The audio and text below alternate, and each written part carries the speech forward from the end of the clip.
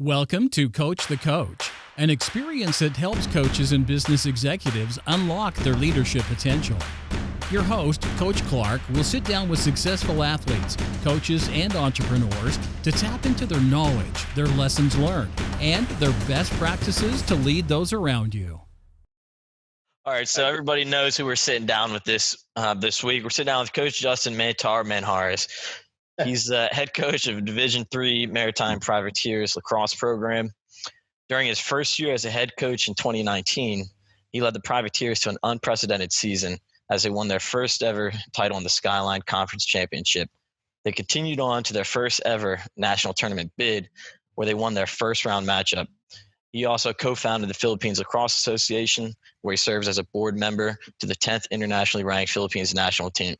Today, he will share his story of success as a coach on the field and as a board member in a corporate setting. Justin, good old Mantar, you're glad to have you. I'll say you're the first ever guest on Coach the Coach.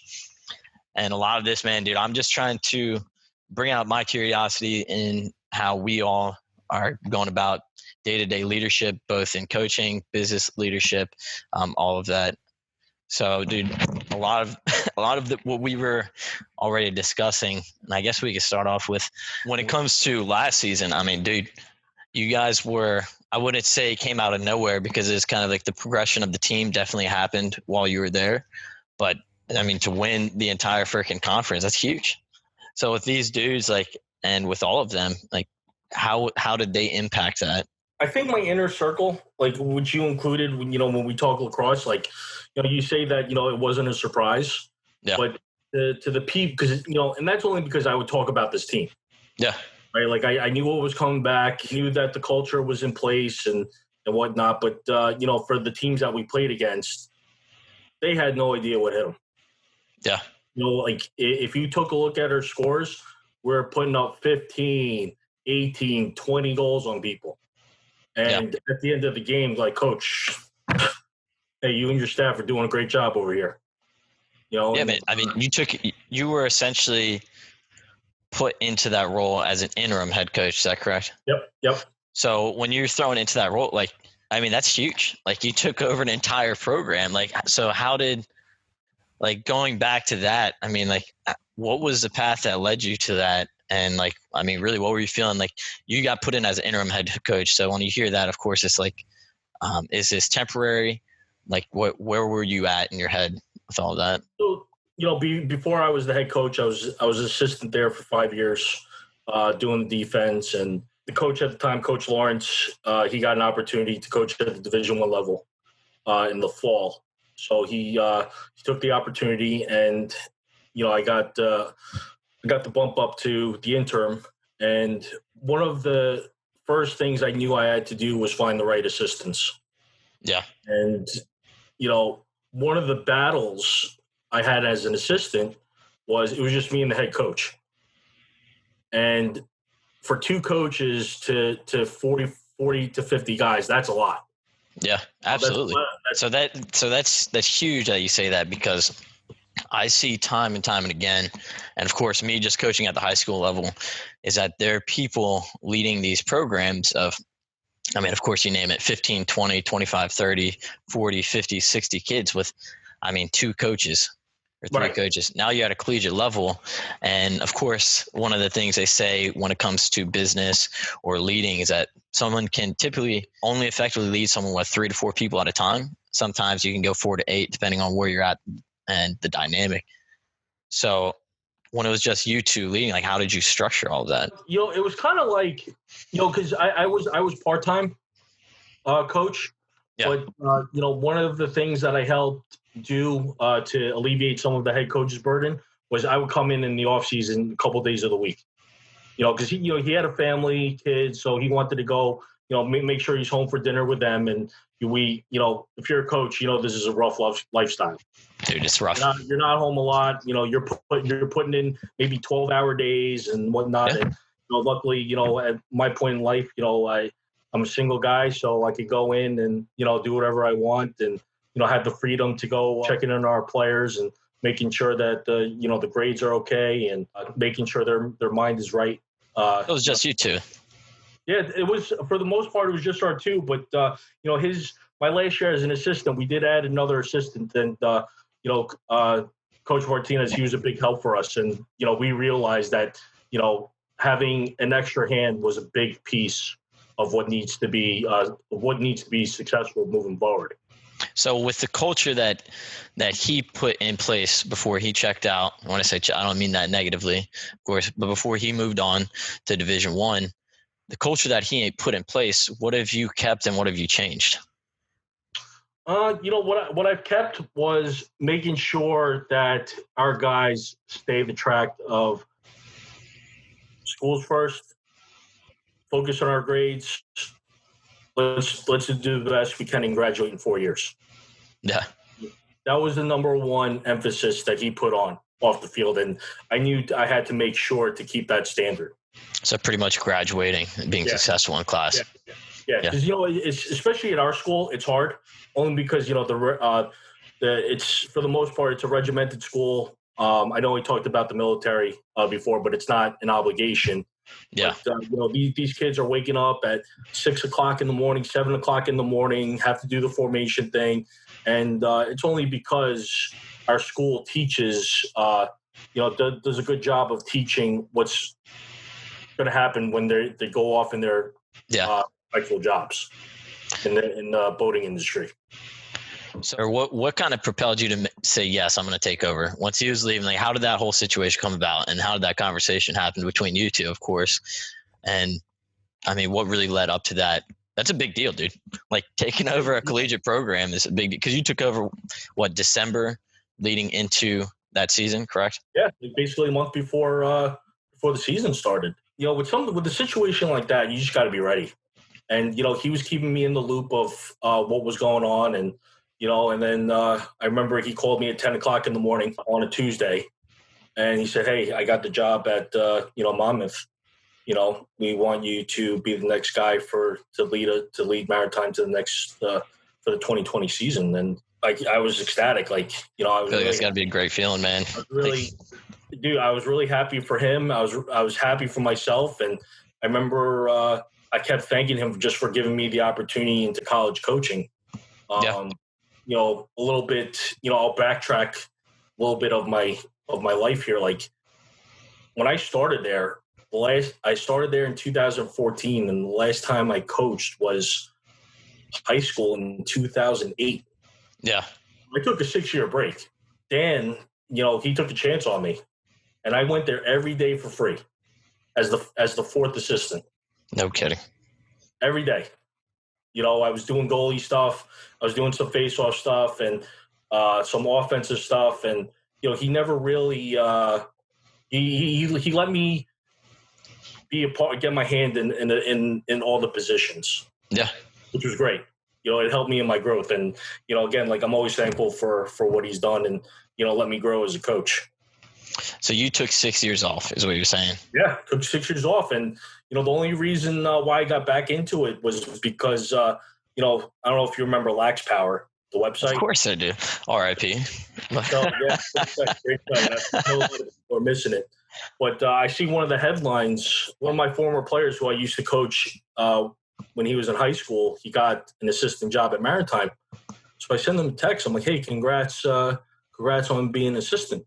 Where's Maritime?" I had no idea this place existed. It's it's not too far from you either, right? Nope. So our school is nestled in the Bronx Neck, and it's underneath the Throgs Neck Bridge, and it's a pretty major bridge that goes into the New York City area. And you all are right on the water too, right? Yeah, we're right on the water. That's awesome. Yeah, great campus. I'm 37 years old, so rewind to when I was 31. Yeah. I had no idea that driving over this bridge that there was a school underneath. And how long have you lived there? Dude, I've grew up on the tri-state area my whole life. Like literally from birth, right? Yeah, I had no idea this. Now I call it home. It's amazing. Oh my gosh. And you even ran a business there, right? Like a dry cleaning business. right? Yeah. That's my little. It was the main thing. Now it's like my side No thing. kidding. Yeah. But that's where that little gap of That's amazing. That like, coaching. so Yeah. literally your future was right next to you your entire life, and you had no idea. Like driving over this bridge at least once a month. No idea that there was a school there. Wow. So you were there 6 years, and then you took over December, a month before going into it. And I mean, so how much notice was it that you received it, and then it was announced that you were the head coach? So when he told me that he was moving on, that was November 16th. And it was official on December 9th. So in between that time, it gave me a chance to, get my ducks in a row and, look for assistant coaches. And I was really lucky and fortunate with my assistant coach search. All it took was two phone calls. And it's one of the things that I'm really grateful for. These assistant coaches are veterans in this profession, won championships, been into Division I Final Fours, and I was so happy that they came aboard because they're really teaching me how to coach at this level. So you brought on 2 Division I athletes to be your assistant coaches. No, they were Division I coaches. Division I coach. Okay. Yeah, my defensive guy, he was defensive coordinator at Cornell, Stony Brook, Dartmouth. My offensive coordinator, he's had great success at the high school level where he won state championships, and on the club circuit has coached high school All-Americans. So did you know them prior to this, or did you put out kind of like a job ad or a search, or how did that process work? The defensive guy, Coach DeMayo, his son's on our team. And I knew with his experience, I knew it was going to be beneficial for my growth as a coach. Did you approach him and ask him if you wanted to get – okay. I approached him, and Coach Isnardi, our offensive coordinator, he was linked with a former player at Maritime. And he calls me on a Saturday, and we talk like we've known each other for years. And at the end, he goes, "Hey, Coach, thanks for the job interview." I'm like, "What? Job interview? What are you talking about?" So, it's something that we, that we've laughed about, after the phone call. But, and that was it. That's all the search was. That's phenomenal. So are they there every day, or are they both getting paid, or is this volunteer? How's that process work? So at the Division III level, for guys who are looking to get into this thing, there's not a lot of money as an assistant coach. No, not at all. Like I said, I went there for free my first year there. Okay, and I wasn't sure if I wanted to make it a living, or go into coaching full time because at the time the business was doing good and I was okay. And this is your dry cleaning business. Yeah. What got me thinking, all right, this is what I want to do was with the way the season ended. We finished 3-13, and I was like, you know what? We can win at this place. It's going to take some time. This is going to be a big challenge, and I'm up for the challenge. So, and it took 5 years, to make it happen. Yeah. 5 years? Are you kidding me? So you started coaching back in 2002? Right. Yeah. At the high school level. So going from your high school days to now, I mean, you say it took 5 years, but I feel like that's an 18-year process that people don't see. And you're being very modest about talking about that, but I mean that's kind of like a big thing that people aren't typically noticing or talking about. So that's actually a very good point because I never thought about that. Because with the stuff that I learned from coaching and being a player, the whole big picture hasn't changed. Yeah. Right, like you mentioned, 18 years or whatever, how long I've been in this thing, and I've stuck with the same principles that I was taught in high school. Yeah, and it's good to see that it still works. Which are? So added with what our assistant coaches bring to the table, But in this day and age, and how times are changing and the cultures are changing with the kids. But the fundamentals and the base and the roots of everything. The culture change is huge. Yes, the culture change is huge. That is what's bizarre to me, because of course what you think back when you're younger, high school, college aged, and then you're going through life and you're like, why don't these people get me? And then I feel like once I started taking over high school, I'm not far removed. I'm like, I have no idea what the heck these kids are thinking about, what's going on in their head, or why they have the thought process. So from your 18 years of coaching, when it comes to culture change, what have you noticed being kind of like the biggest hurdles you've had to get over now at the collegiate level, as opposed to when you're coaching at the high school level 18 years ago? I think one of my strengths is to understand what they're going through. Yeah. Specifically, now that I'm in the college level, I had to rewind my personal clock. And what was it like being an 18-year-old to 22-year-old? Okay. And I'll be the first to tell you, I was not good at school. Terrible. Terrible. I went to school upstate New York. I was actually talking about this with my captain today, about my little life path. I was at a smart school, SUNY Geneseo, and played my year there, hated it. Left Geneseo with a 0.9 GPA. And I really took a lot of lessons from my experience during that time period, and using that for our guys now. Yeah. So what do you build upon from that? Like, so everyone has their story, right? That brings them to where they're at and why they coach the way they coach. So what are you bringing from that point in that period right now? Right now it's redemption for me. Because if I were to ever see 18 to 22-year-old Justin again, I slap the hell out of him. Slap the hell out of him. Because why? But why? Like, what exactly would you do? Granted that I learned a lot from that experience. Yeah. Okay. 18 years later, there's still kids out there who would have had a 0.9 GPA and would have just left. I would have stayed. 100%, yeah. Now I would have stayed.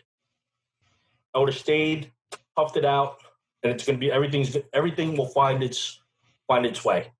Yeah. So is that something that you really harp on teaching to the men right now that you're coaching at the collegiate level, or? Yeah, it's kind of been like our mantra of accepting the challenge, because I probably say that at least a couple times a week, because when you sign up for a school like Maritime where you can't leave during the week. Yeah. And especially with social media now, and you see your friends, doing this on a Wednesday or third, whatever it is during the week, and these kids can't leave campus. It's tough. It's tough for them because they have that fear of missing out.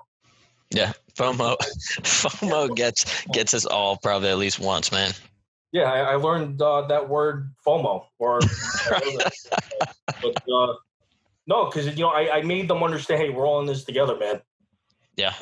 Like with students can't leaving during campus, my challenge was making sure I come in positive day in and day out when we were losing.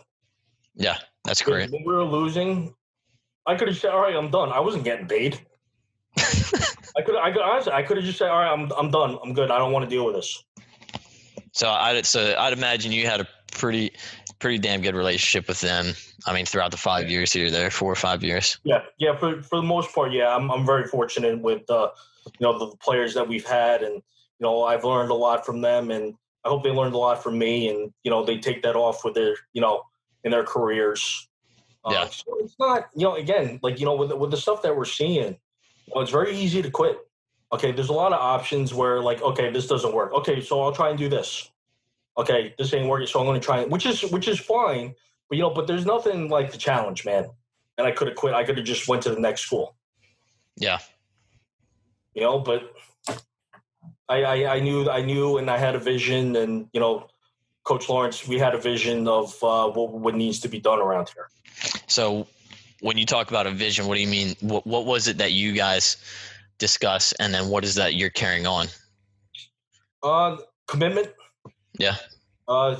Finding the right kids who are believing our vision, buying into what we're trying to do on campus. One of the big things that I learned from our great alums is that, when they're at practice, make sure this is the best 2 hours of their day.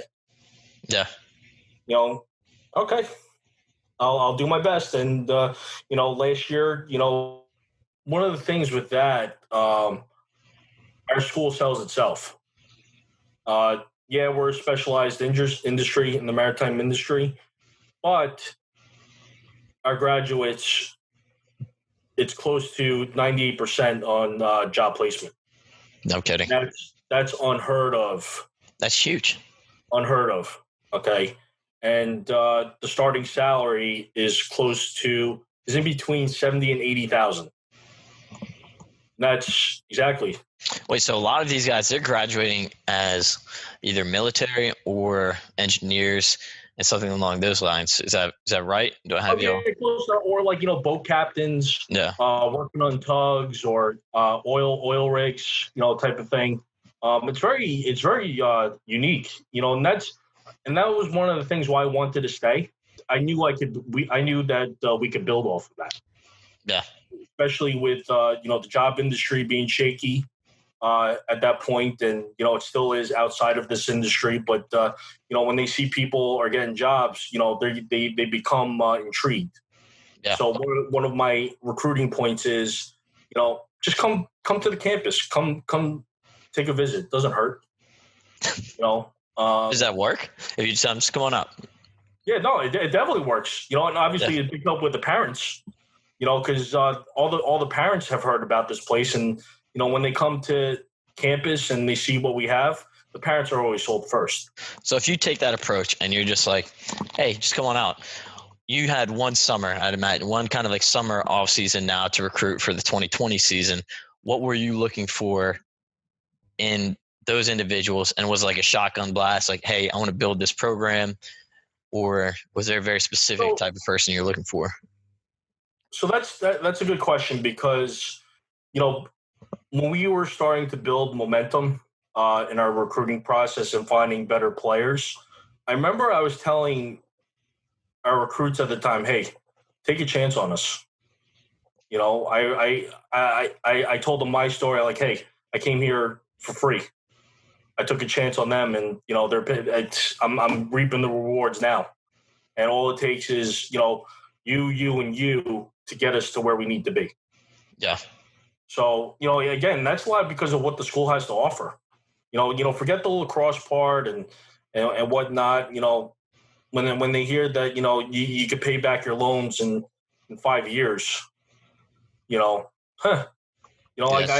still have friends who are in their 30s that are still paying back their undergrad loans. Yeah. So that's a big part of it.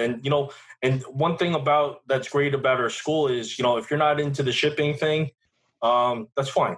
You could still be an engineer, or we have a very good up and coming business program. So would you say that the way you sell your school, a lot of it is from the school itself? Or for me, I find it hard to believe that personally. I think a lot of what people are looking for when they buy in is the coach themselves. So what would you consider your biggest recruiting asset that you bring to the table? When I meet with the recruits on a one-on-one individual, just as much as I'm recruiting them, I know they're recruiting me. Yeah. And one of the questions or one of the notes that I leave with them is that your kid can't leave during the week. If you can't trust me with your kid during the week, then this isn't the place for you. It's only me, the kid, and the parents. Yeah. Right? Like any other liberal arts school, a kid could go home and, have a home cooked meal. And, if he feels a little homesick, he could go whenever, during the week or whatever it is, just to say hi, mom and dad or brother, whatever it is. But during the week, hey, it's just me, man. And the parents have, luckily I've been blessed with parents who believe in what I do and what the coaches do. And, they trust us in making sure that the kids are taken care of the right way. And, that's one of the big things that we're building. We've been able to build off and have positive success. So what do you mean the kids can't leave? What does that actually entail? So with the regiment, particularly freshmen, I'll use that as an easy example. They can't leave campus Monday through Friday. Is that a U rule or is that a school rule? It's a school rule. No So kidding. that's, because the way I look at it, if they're getting into the boating industry and you're on a boat for 3 weeks, you can't leave. Yeah. So it gets your mind, starts getting your mind right and prepared, for that, or even the military aspect. If you're in the Middle East, you can't just say, all right, I'm going home. Yeah.